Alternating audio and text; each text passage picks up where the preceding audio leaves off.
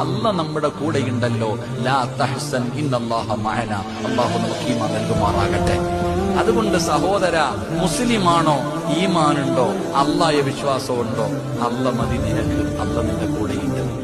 ആരൊക്കെ എന്തൊക്കെ ചെയ്താലും അല്ല നമ്മുടെ കൂടെയുണ്ടെങ്കിൽ നിനക്ക് ഇത്ര പേടി എന്താ മനുഷ്യൻ? ഞാൻ അതാ ചിന്തിക്കണേ. നമ്മൾ എന്തിനാ ഇങ്ങനെ പേടിക്കണേ? ജനിച്ചപ്പോ തന്നെ മയ്യത്ത് നിസ്കാരത്തിന് ബാങ്ക് വിളിക്കുവോ?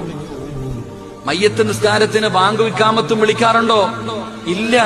നീ ജനിച്ചപ്പോ തന്നെ അത് വിളിച്ചു വെച്ചിരിക്കുകയാണ്. പള്ളിയിൽ പോയി നിസ്കരിക്കുമ്പോ 5 നേരം ബാങ്കും കൊടുക്കും, ഇഖാമത്തും കൊടുക്കും. പക്ഷെ മയ്യത്ത് നിസ്കാരത്തിന് മുമ്പ് ബാങ്കും വിളിക്കൂല, ഇഖാമത്തും കൊടുക്കൂല. അതുള്ളത് നീ ജനിച്ചപ്പോ തന്നെ. ഒരു ചെവിയിൽ ബാങ്ക്, അടുത്ത ചെവിയിൽ ഇഖാമത്ത്. കാരണം നീ മരിച്ച ഇത് വിളിക്കാൻ സമയമില്ല, കുളിപ്പിച്ചു കുഴിച്ചിട്ടോണം.